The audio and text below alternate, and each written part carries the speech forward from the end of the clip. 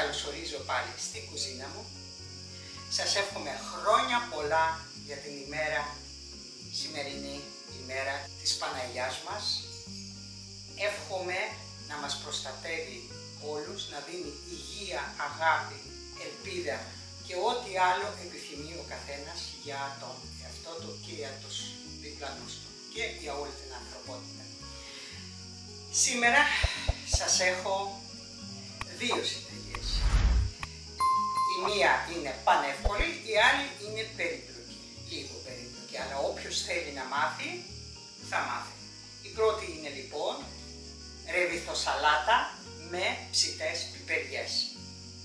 Πολύ απλό, πολύ υγιεινό και νόστιμο όσο δεν φαντάζεστε. Το δεύτερο είναι το ψωμί με προζύμι, το οποίο έχω εγώ στο κανάλι, ωστόσο θα βγάζω κατά διαστήματα άλλο ένα βίντεο όταν θα έχω ευκαιρία να το κάνω, για να μην ψάχνουν οι άνθρωποι που θέλουν να ασχοληθούν με προζυμένιο ψωμί, με προζύμι που την έχουμε μεγαλώσει μόνοι μας, όχι προζύμι αγοραστή, γιατί έχει διαφορά και αυτός που ασχολείται με τέτοιο ψωμί ξέρει πάρα πολύ καλά ποια είναι η διαφορά. Ναι μεν θέλει κόπο, αλλά αν το αγαπάς πιστεύω ότι μπορείς να το κάνεις. Και για να μην πολυλογούμε, πάμε να ξεκινήσουμε να σας λέω τις συνταγές της καινούριας. Φύγαμε!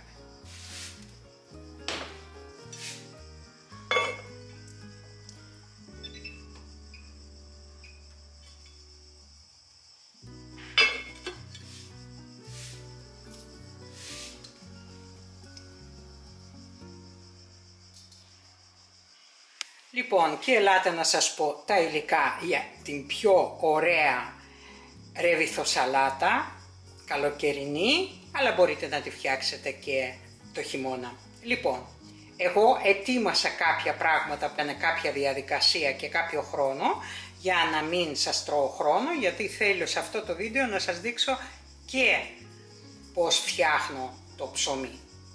Το έχω δείξει, αλλά θα σας δείξω άλλη μια φορά.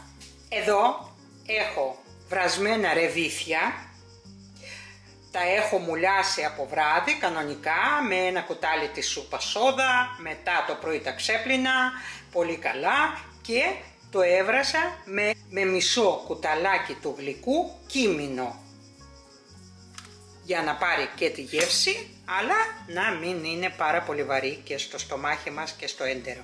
Λοιπόν, είναι έτοιμο, είναι μια συσκευασία εδώ, 500 γραμμάρια. Και για αυτά τα ρεβίθια θα χρησιμοποιήσουμε 3 πιπεριές φλωρίνης, τις οποίες έχω ψήσει στο γκριλ για να καούν λιγάκι, να έχουν την αίσθηση της χάρας ας πούμε, αλλά τα έχω καθαρίσει και δεν φαίνεται τώρα. Όμως έχουν πάρει λίγο την μυρωδιά της τσίκνας. Και είναι 3 πιπεριές φλωρίνης, ένα μικρό ματσάκι φρέσκο κρεμμυδάκι, ένα μικρό ματσάκι μαϊντανό,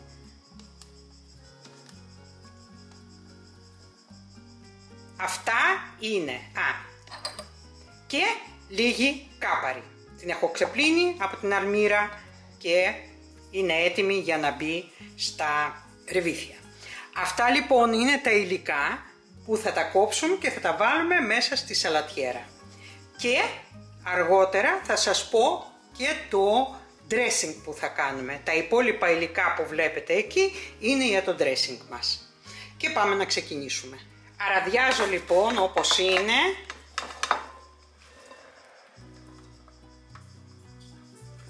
τα ρεβίθια μέσα στη σαλατιέρα. Και ξεκινάω με τις πιπεριές. Τις έχω βάλει σε ένα μικρό ξύλο κοπής για να μην μου βγάλει τους χυμούς, γιατί έχω να κόψω και άλλα. Λοιπόν, και τις κόβω με αυτό το τρόπο.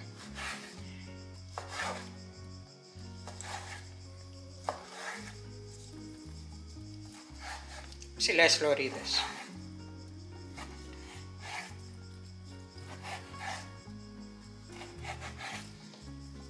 τέτοιες.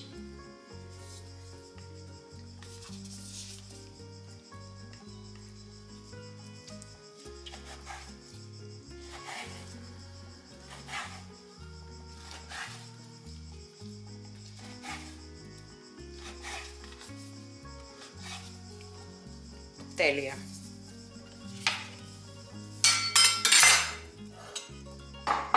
Αφού τις κόψαμε, τις βάζουμε αυτές μέσα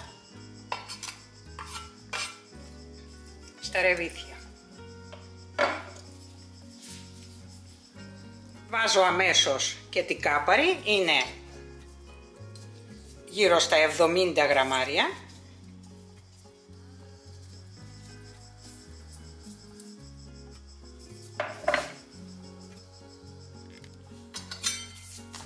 Ψιλοκόβουμε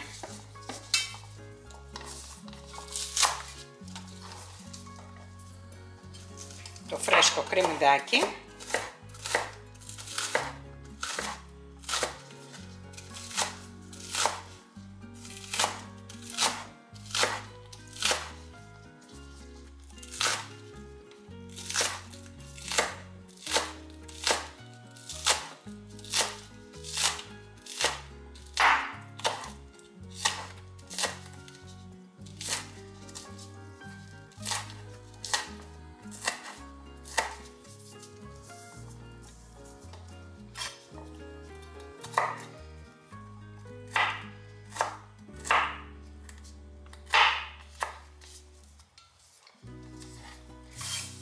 Και το βάζουμε και αυτό μέσα στη σαλατιέρα.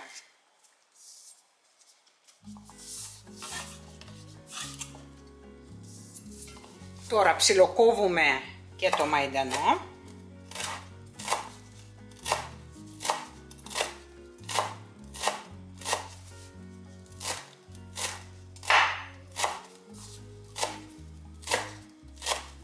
Λοιπόν, θα γυρίσω λίγο την κάμερα για να τη δείτε πώς είναι, να μην πω το όνομα, γιατί άμα θα της πω όνομα θα σηκωθεί. Να δείτε πώς κάθε φορά που φτιάχνω κάτι είναι δίπλα ξαπλωμένη και περιμένει.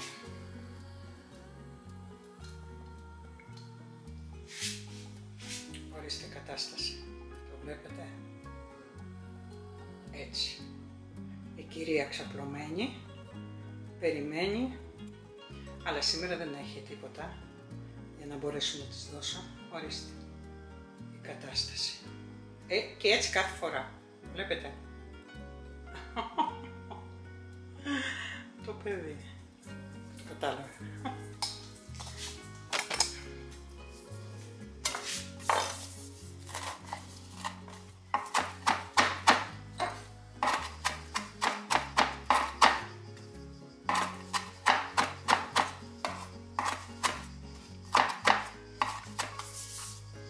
Λοιπόν, κόψαμε και το μαϊντανό, το βάζουμε και αυτό μέσα στη σαλατιέρα και αυτά που ήταν να κόψουμε, τα κόψαμε. Και το μόνο που μας έμεινε να φτιάξουμε τώρα είναι το dressing. Και θα με πιστέψετε ότι θα φάτε μία από τις καλύτερες σαλάτες από όσπρια που έχετε φάει. Συνεχίζουμε. Και ελάτε να σας πω τώρα τα υλικά που είναι για το dressing. Ένα λεμόνι, χυμό από ένα λεμόνι, μέλι ένα κουταλάκι του γλυκού, λίγο παραπάνω, αν δεν σας αρέσει μην το βάζετε, 2 κουταλάκια του γλυκού μουστάρδα τύπου Dijon, αλλά απαλή με τους σπόρους του μέσα, αποξεραμένο σκόρδο, μαύρο πιπέρι, πάπρικα καυτερή, αλάτι και το λάδι μας. Και εγώ θα το φτιάξω σε αυτό εδώ το shaker, το οποίο δυστυχώς με έχετε ρωτήσει δεν υπάρχει πια στην αγορά, οπότε θα το κάνετε έτσι όπως έχετε συνηθίσει. Πολύ βολικό είναι σε ένα βαζάκι με καπάκι να βάλετε όλα τα υλικά και να τα ανακατέψετε έτσι όπως ανακατεύετε τέλος πάντων.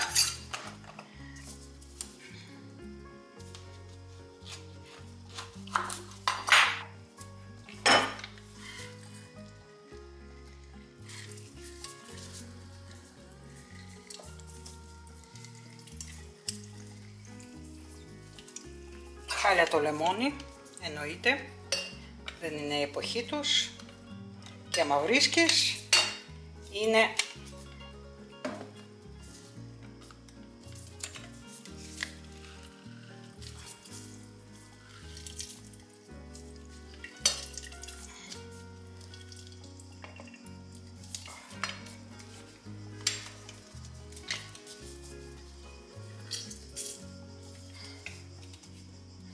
το βάζω μέσα. Βάζω μισό κουταλάκι αλάτι ανθός αλατιού, λίγο παραπάνω.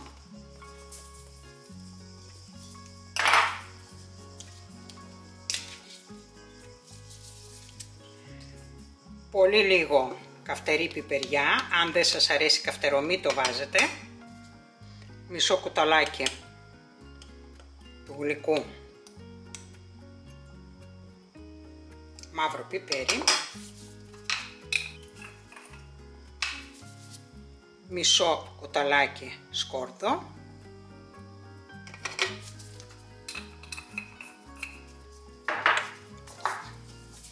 δύο κουταλάκια του γλυκού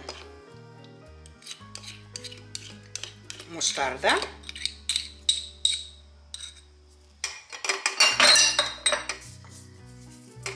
και μέλι. Δεν θα το βάλω όλο, θα δοκιμάσω μετά και αν χρειάζεται θα βάλω κι άλλο.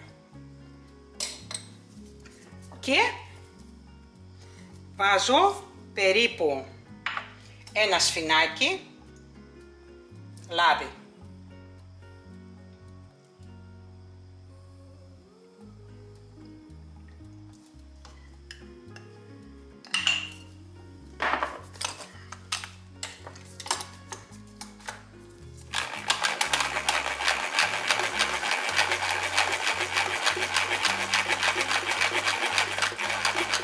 Και βλέπετε πως γίνεται το dressing, έτσι, κοιτάξτε.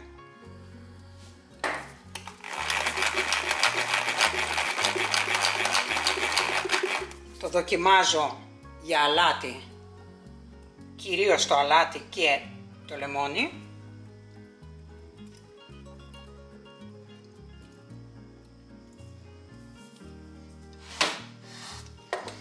Θα βάλω λίγο μέλι ακόμα. Τελικά καλά μετρημένο ήταν, 2 κουταλάκι του γλυκού. Ωραία. Το αλάτι του είναι καλά, το σκόρδο είναι καλά. Θα βάλω λίγο λάδι ακόμα.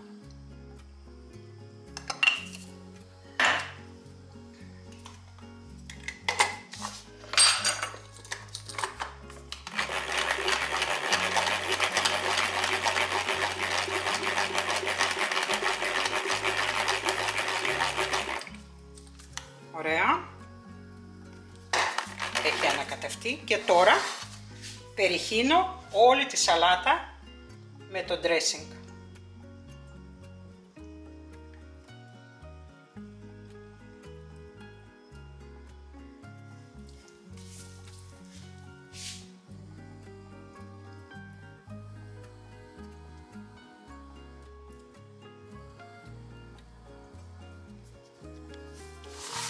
Και ήρθε η ώρα να το ανακατέψουμε.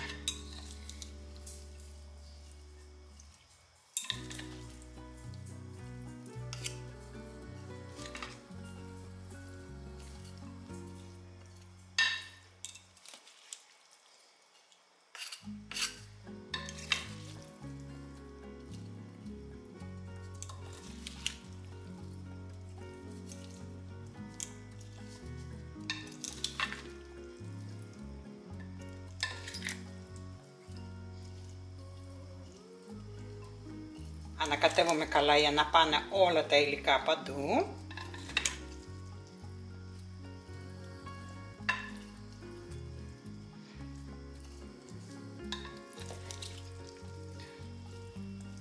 Φτιάξτε την και θα με θυμηθείτε.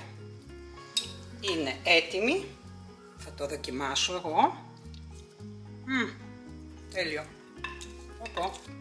Και αυτή είναι η πολύχρωμη σαλάτα μας,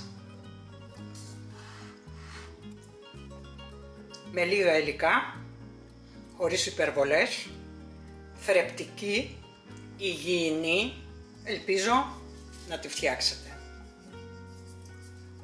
Θα σας δείξω τώρα πώς ξεκινάω να φτιάχνω το ψωμί με προζύμι. Εδώ, σε αυτό το βαζάκι, έχω το προζύμι. Αυτό πρέπει να είναι 6 μηνών προζύμι. Λοιπόν, το οποίο έχω σε ένα γυάλινο βαζάκι και το κρατάω στο ψυγείο. Βλέπετε, τώρα κοιμάται. Δεν έχει, 2-3 φουσκάλες έχει, όχι παραπάνω. Και για να το ξυπνήσω αυτό, θα δείτε τι θα κάνω, αλλά δεν χρειάζεται να το ξυπνήσω τώρα που θα φτιάξω προζύμι. Εμείς τώρα θα φτιάξουμε προζύμι για να φουσκώσει. Σε αυτό εδώ το βαζάκι, στο μεγαλύτερο, βάζω πάνω στη ζυγαριά και από το βαζάκι το προζύμι, το παλιό που κοιμάται στο ψυγείο, βάζω μέσα σε μεγαλύτερο βαζάκι 35 γραμμάρια.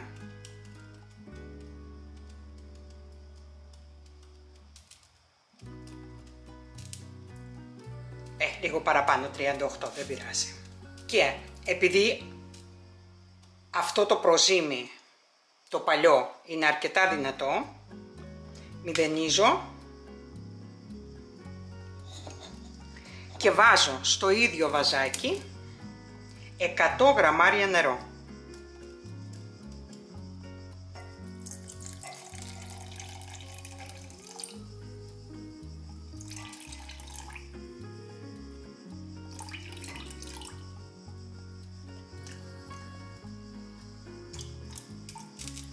Γραμμάρια. Πήρα ένα πυρούνι, γιατί με το πυρούνι ανακατεύεται καλύτερα και πιο γρήγορα. Το ανακατεύω για να διαλύσω το προζύμι με νερό. Το έχουμε διαλύσει, βλέπετε πως είναι. Και στο ίδιο βαζάκι, μηδενίζω τώρα, βάζω 100 γραμμάρια αλεύρι, όσο το νερό.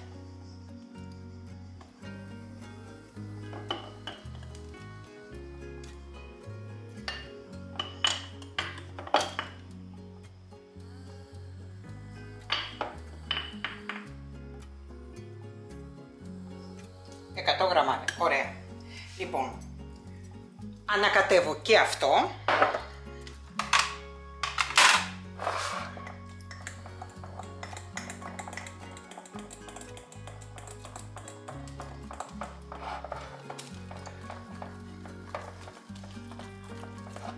Το χτυπάω.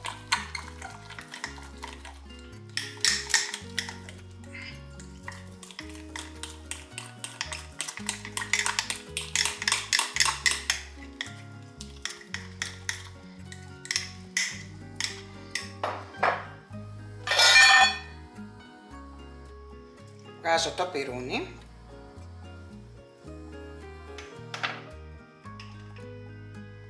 Και με τη βοήθεια μιας σπάτουλας καθαρίζω τα τυχώματα. Γιατί το κάνω? Για να ξέρω,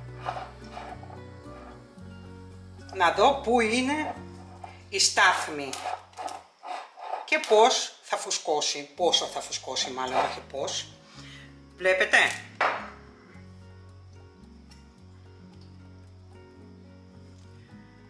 Λοιπόν, έχω ένα λαστιχάκι, το οποίο βάζω εκεί που είναι η στάθμη τώρα.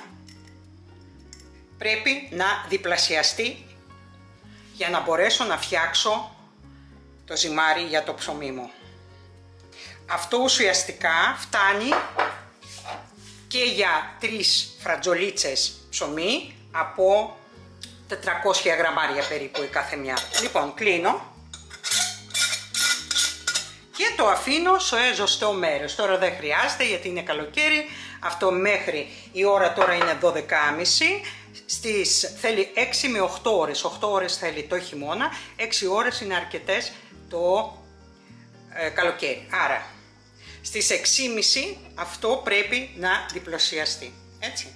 Εδώ βλέπετε ότι δεν το έβαλα πουθενά ένα ζεστό μέρος, το έχω βάλει στην εστία της κουζίνας. Το χειμώνα το βάζω μέσα στο φούρνο, το οποίο πριν το βάλω αφήνω για 50 βαθμούς λίγο έτσι να ζεσταθεί, να γίνει λίγο χλιαρός φούρνος προς το ζεστό και το αφήνω εκεί και μετά κλείνω το φούρνο και είναι μια χαρά. Το τυλίγω και σε πετσέτα, τώρα δεν χρειάζεται. Λοιπόν, εμείς όμως δεν τελειώσαμε εδώ γιατί δεν πήραμε τα 35 γραμμάρια από αυτό το παλιό το προζύμι, πήραμε 35 γραμμάρια. Άρα πρέπει να βάλουμε τόσα νερό και τόσο αλεύρι όσο πήραμε το έτοιμο προζύμι.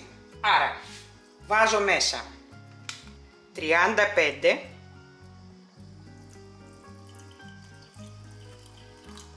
ωραία.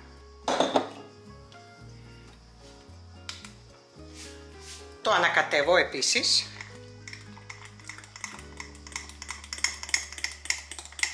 Βλέπετε πόσες φωσκάλες έχει. Δηλαδή το ξυπνάω τώρα, αλλά δεν θα το χρησιμοποιήσω τώρα.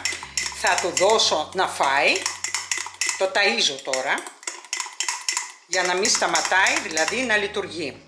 Θα κοιμάται μεν, αλλά θα ξυπνάει αμέσως αφού του βάζω το φαΐ του, που είναι νερό και αλεύρι. Λοιπόν, αφού βάλαμε 35 γραμμάρια νερό, βάζω το 35 πάλι αλεύρι. Ωραία, έβαλα. Ανακατεύω επίσης. Και όπως είναι, θα το ανακατέψω τώρα, καλά. Και όπως είναι, θα το σκεπάσω με το καπάκι του και θα μπει πάλι στο ψυγείο μέχρι την επόμενη φορά που θα θέλω να φτιάξω το ψωμί μου. Έτοιμο. Καθαρίζω και αυτό.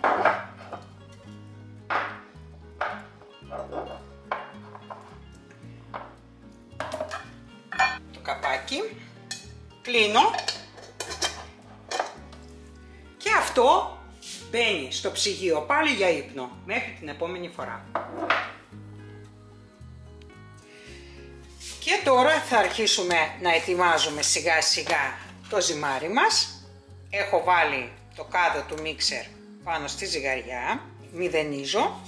Και επειδή θα φτιάξω 2 φρατζόλες, η κάθε μια θα είναι από 400 γραμμάρια περίπου, ένα καρβέλι και μία φρατζόλα θα φτιάξω, θα βάλω 3 ειδών αλεύρι. Το αλεύρι λευκό για όλες τις χρήσεις, ένα ολικής και αλεύρι ζυμωτό κίτρινο.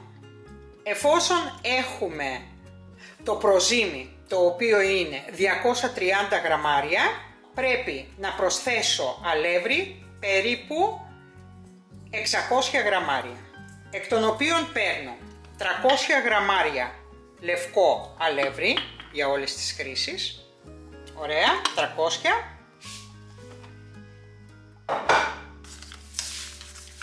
150 ολικής,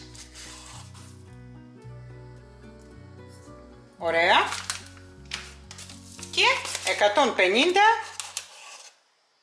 κίτρινο. Ωραία, έτοιμο. Για 600 γραμμάρια λοιπόν αλεύρι θα προσθέσω μισό νερό, δηλαδή γύρω στα 300 γραμμάρια.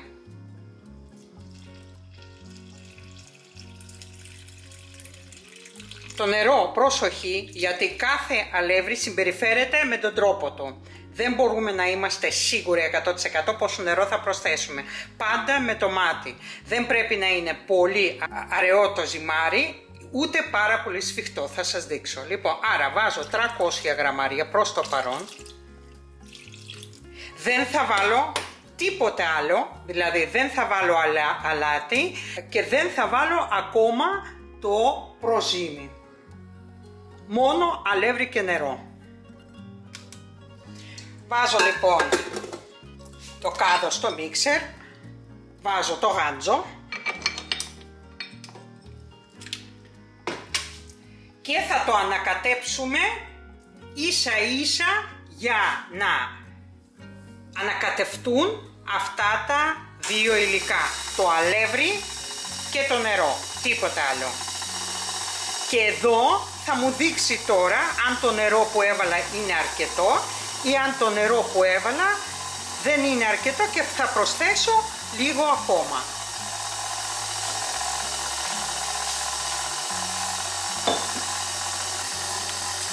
Μου δείχνει λοιπόν ότι θέλει νερό ακόμα. Προσθέτω νερό και περιμένω.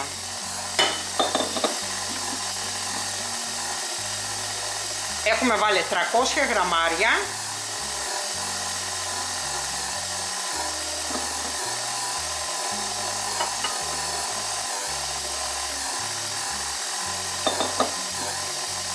Πρέπει να βραχεί όλο το αλεύρι. Μόνο τότε θα σταματήσουμε.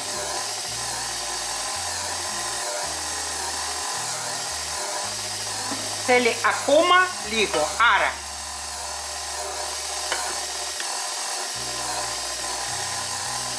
λοιπόν βλέπετε ότι πήρε όλο το αλεύρι από το πάτο, έτσι, και σε αυτό εδώ το σημείο σταματάω το μίξερ, δεν χρειάζεται να το χτυπήσω. Λοιπόν, και σας δείχνω πώς είναι το ζυμάρι. Βλέπετε πώς είναι.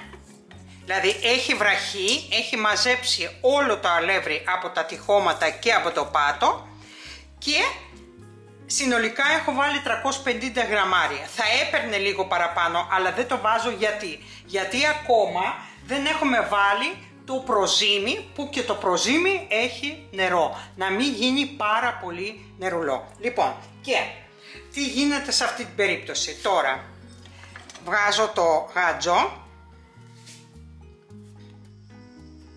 κλείνω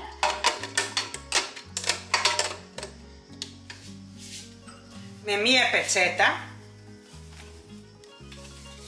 και αφήνω για μισή ώρα για την αυτόλυση. Αυτόλυση είναι η διαδικασία που λέγεται, που είναι το αλεύρι ανακατεμένο με νερό, χωρίς καμία πρόσθεση άλλη, ούτε αλάτι, ούτε οτιδήποτε άλλο θα βάλουμε, που θα δείτε στη συνέχεια. Και με αυτόν τον τρόπο αρχίζει το ζυμάρι και παράγει τη γλουτένη. Λοιπόν, αφήνουμε για μισή ώρα με το ρολόι. Και τώρα πρέπει να προετοιμάζουμε το αλάτι μας. Το αλάτι ποτέ δεν βάζουμε όπως είναι στο ζυμάρι. Πρέπει να το αραιώσουμε με νερό. Για κάθε κιλό του ζυμαριού αντιστοιχεί 15 με 20 γραμμάρια αλάτι. Συνεπώς εμείς θα βάλουμε γύρω στα 14 γραμμάρια. 14 γραμμάρια. Βέβαια αυτό εξαρτάται πόσο αλμυρός ψωμί σας αρέσει και πόσο ανάλατο σας αρέσει. 14 γραμμάρια. Λοιπόν, ωραία, 15, οκ. Και πρέπει να το αραιώσουμε με νερό, αλλά το νερό δεν πρέπει να είναι παραπάνω από 10 γραμμάρια.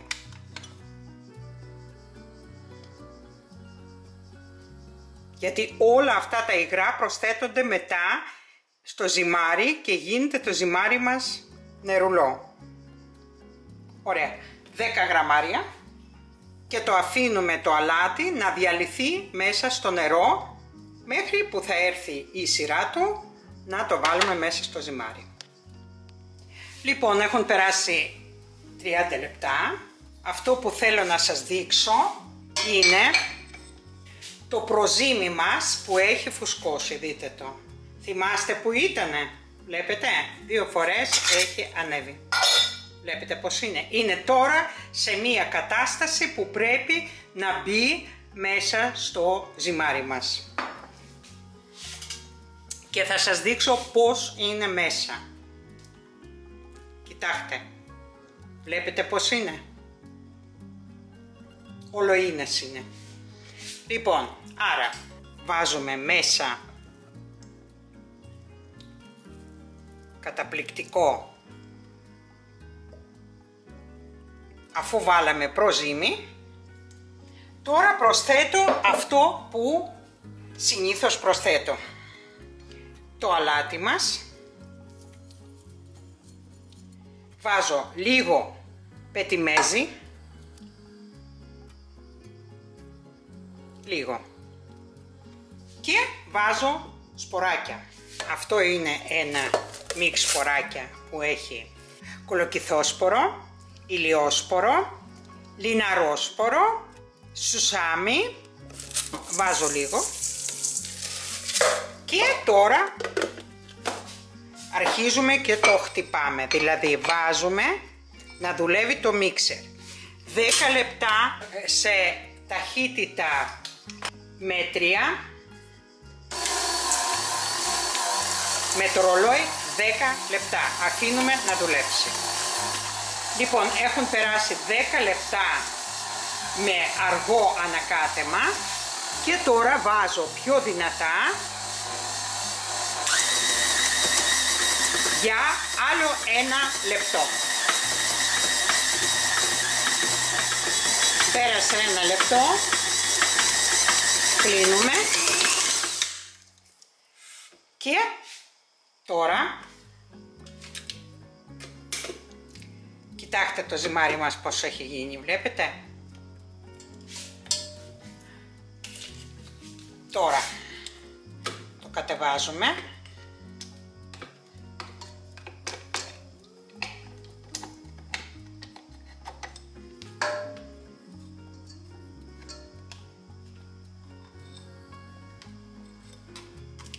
Και βγάζουμε το κάδο.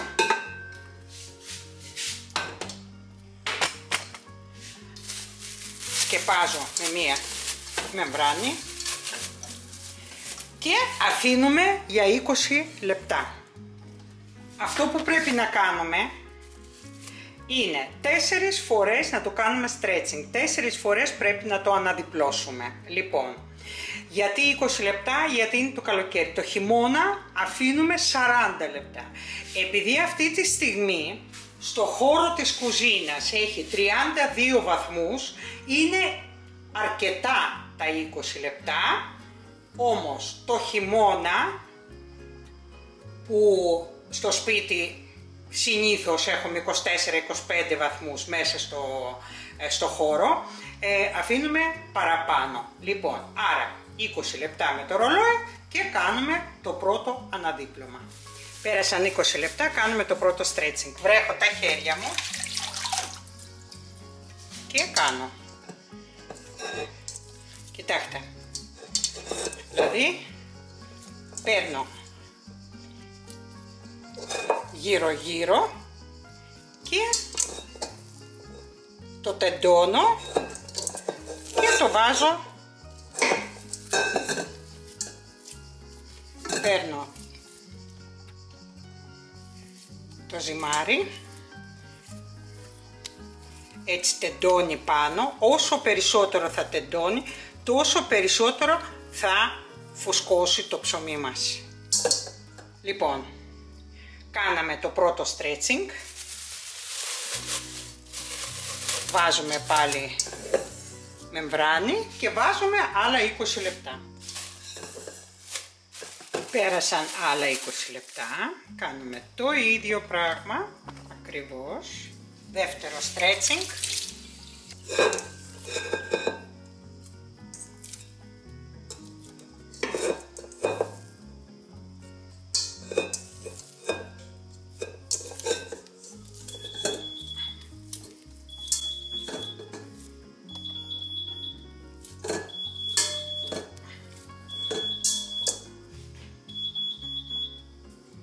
Κλείνουμε πάλι.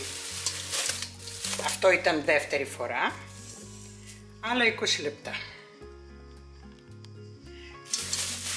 Λοιπόν, κάνουμε τρίτο stretching. Πήρασαν άλλα 20 λεπτά. σχέδια μας και παίρνουμε μικρή ποσότητα. Βλέπετε πόσο ελαστικό γίνεται σιγά σιγά.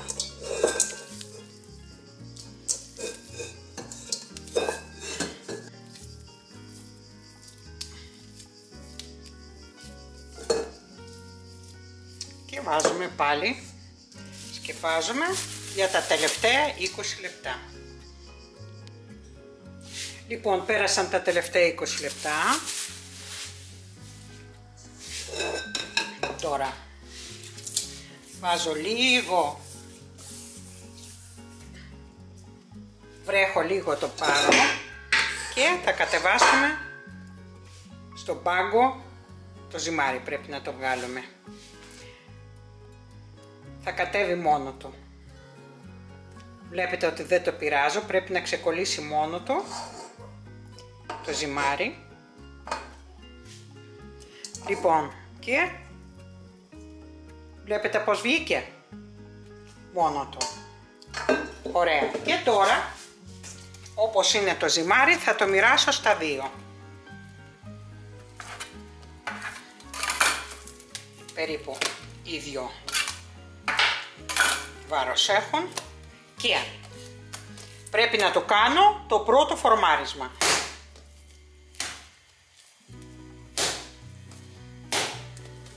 Βλέπετε, το χτυπάω και το διπλώνω και κάνω ένα στρογγυλό ζυμαράκι και το τεντώνω. Το ίδιο κάνω και με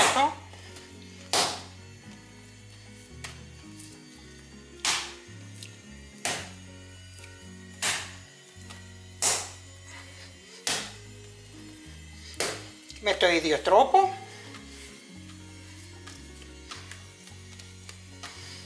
Και έτσι όπως είναι τα σκεπάζω με μία πετσέτα και τα αφήνω για τελευταία 20 λεπτά. Έχουν περάσει τα τελευταία 20 λεπτά και τώρα πρέπει να δώσουμε φόρμα στο ζυμάρι μας και να φτιάξουμε τα ψωμάκια. Λοιπόν, εδώ έχω ειδικά καλάθια, το οποίο το ένα είναι στρογγυλό και το άλλο είναι για τη φρατζόλα. Λοιπόν, αυτά τα καλαθάκια έχω αγοράσει από το Amazon, αλλά από όσο ξέρω αρχίζουν και φέρνουν στην Ελλάδα, γιατί έχω δει εγώ στο Zara πέρσι. Λοιπόν, αυτό είναι ρατάν και αυτό είναι λινό, έτσι. Και μέσα στις φόρμες αυτές κανονικά πρέπει να ρίξουμε λίγο ριζάλευρο. Εμένα μου έχει τελειώσει το ριζάλευρο, εγώ θα βάλω λίγο κίτρινο αλεύρι. Γιατί ριζάλευρο, γιατί το ριζάλευρο δεν θα απορροφάται από το ζυμάρι, δεν το πίνει. Ωραία, έτοιμες οι φόρμες μας και πάμε τώρα να φορμάρουμε τα ψωμιά μας. Λοιπόν, βλέπετε εδώ, θα βρέξω λίγο τα χέρια μου, όπως είναι τα ζυμαράκια μας, τα παίρνουμε έτσι και τα γυρνάμε ανάποδα. Και τι κάνουμε, αρχίζουμε και το ανοίγουμε με αυτόν τον τρόπο, ούτε πλάστη ούτε τίποτα. Βλέπετε πως ακούει το ζυμάρι, πολύ ευπλαστό. Λοιπόν, όσο πιο λεπτό θα το ανοίξουμε, τόσο πιο λεπτή κόρα θα έχουμε, τραγανή.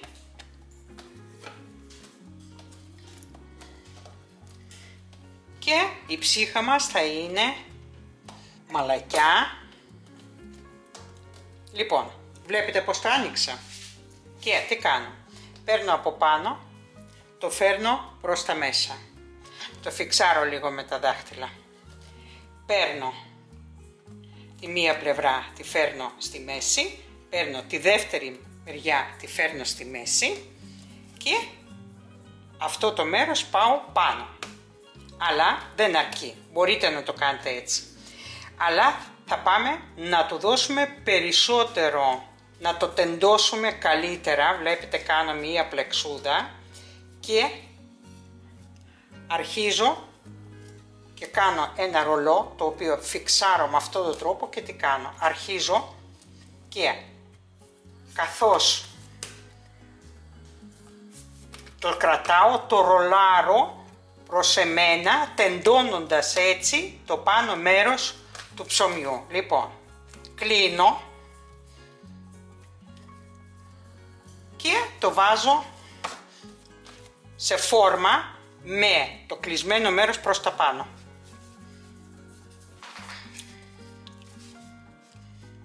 Ωραία, και τώρα πάμε να φορμάρουμε το στρογγυλό. Με το ίδιο τρόπο το ανοίγω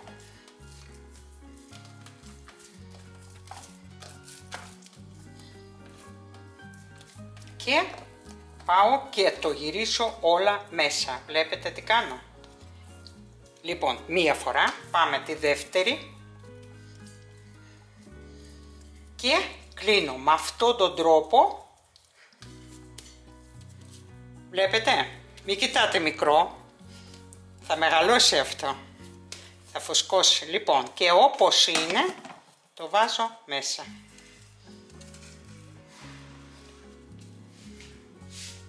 Βάζω λίγο αλευράκι από πάνω για να μην κολλήσει το σελοφάν και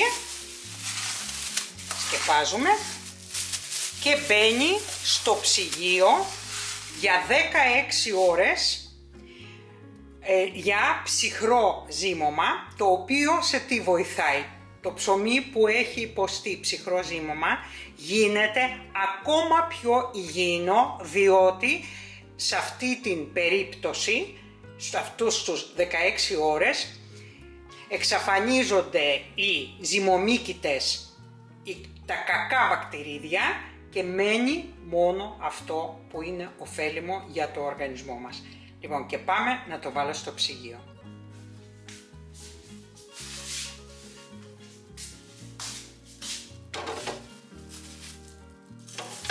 Και μπήκανε για 16 ώρες.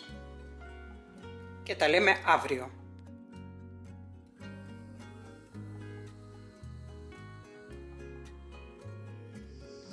Λοιπόν, είναι η επόμενη μέρα και τώρα πρέπει να προετοιμάζουμε το φούρνο μας για να ψήσουμε ψωμί.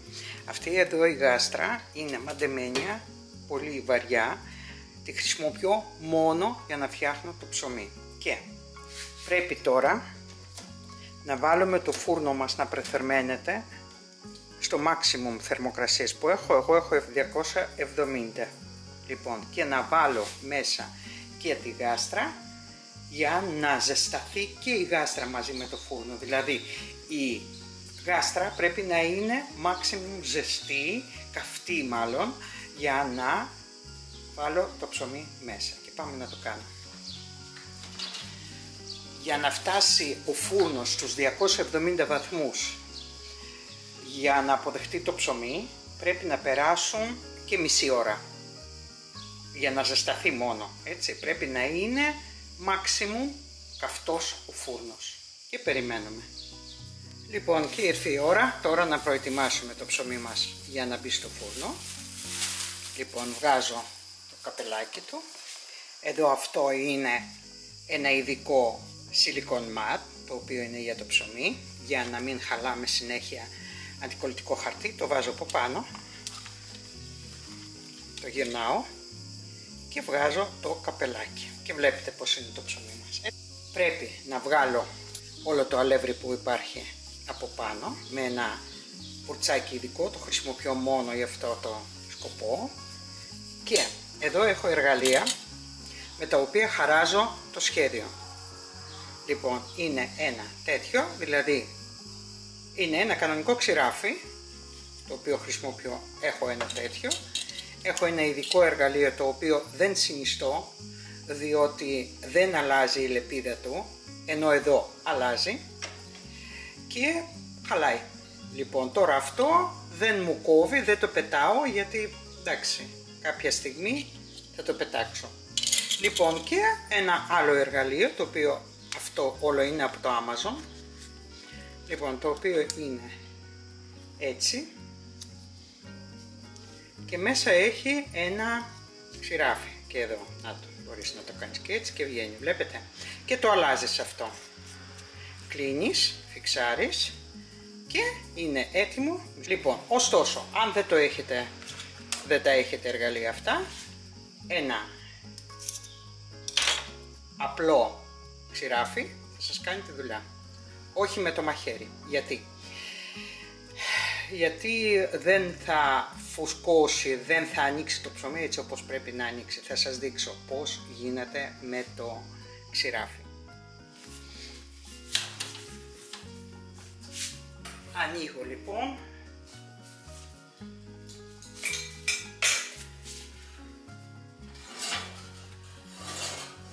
Βγάζω και βάζω το ψωμί με αυτόν τον τρόπο.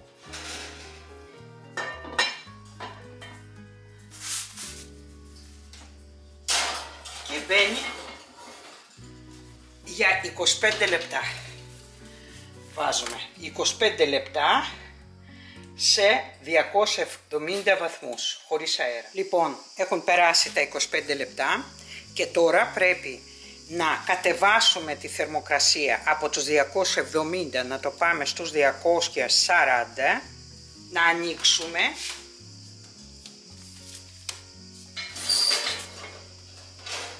να βγάλουμε το καπάκι και να βάλουμε για άλλο 1/4 στους 240. Λοιπόν, πέρασαν άλλα 15 λεπτά, ξαναβάζουμε το φούρνο στους 270 για το επόμενο ψωμί, να ζεσταθεί μέχρι να το βγάλουμε αυτό.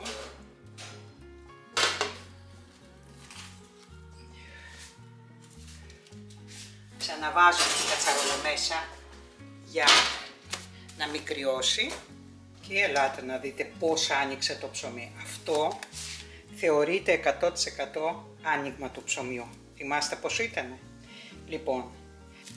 Λοιπόν, και προσπαθώ να το γυρίσω τώρα να σας δείξω κάτω. Λοιπόν, ακούτε? Αυτός ο ήχος λέει ότι το ψωμί ψήθηκε και μέσα. Αυτό δεν έχει καεί, έτσι, απλά στη κάμερα δείχνει λίγο πιο σκούρο καφέ από ό,τι είναι. Λοιπόν, δείτε το ψωμί και το βάζουμε για να κρυώνει. Και βάζω πάνω στη σχάρα για να κρυώσει το ψωμί. Κουπλό. Κοιτάξτε, και το στάχι του πόσο όμορφο είναι. Και πάμε να ετοιμάσουμε τώρα το στρογγυλό. Λοιπόν, και είναι στρογγυλό. Θυμάστε πόσο μικρό ήταν και πόσο μεγάλωσε. Και τώρα θα το κάνουμε και από το νου. Ωραίο σχέδιο. Βάζουμε πάλι το. Βάλαμε.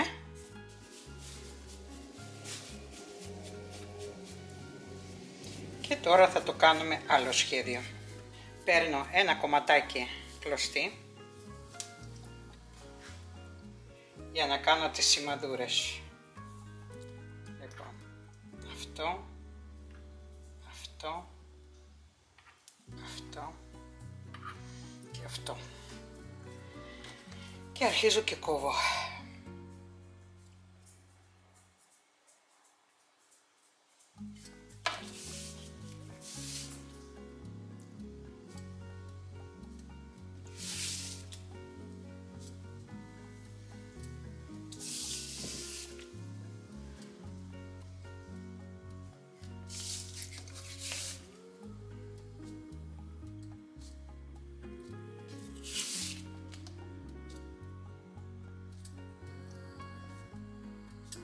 Ωραία.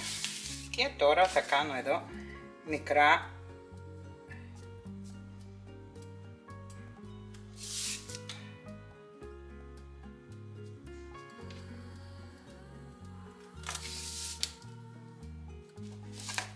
και πάμε να το βάλουμε στο φούρνο.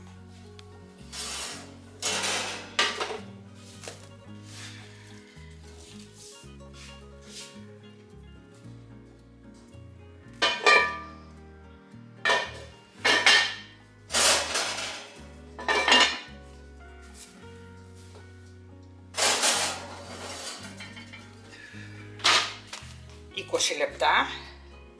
Είναι μικρότερο το ψωμί, άρα χρειαζόμαστε λιγότερο χρόνο. Και περιμένουμε 20 λεπτά στους 270. Λοιπόν, πέρασαν τα 20 λεπτά, κατεβάζουμε ξανά τη θερμοκρασία στους 220. Ανοίγουμε το καπάκι και ψήνουμε για άλλα 13-14 λεπτά.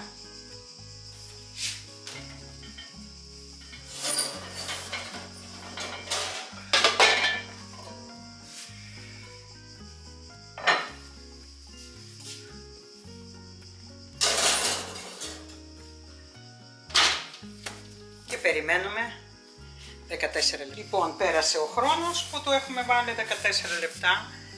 Κλείνουμε το φούρνο και βγάζουμε το ψωμάκι μας.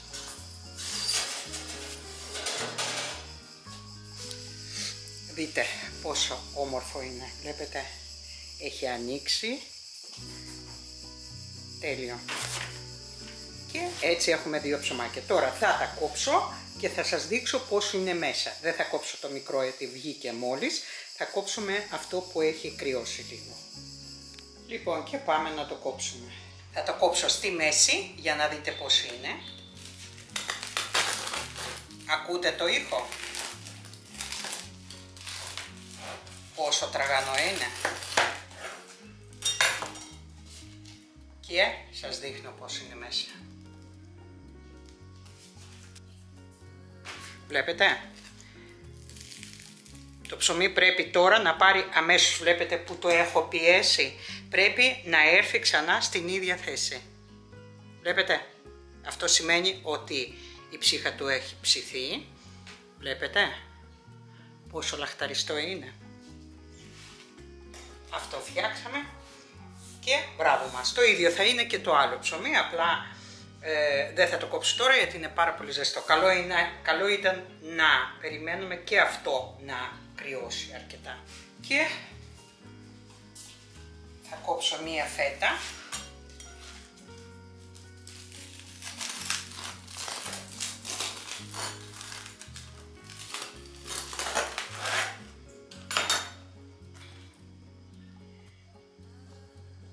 Και μαζί με την σαλάτα μας που φτιάξαμε ρεβιθοσαλάτα. Καλή όρεξη.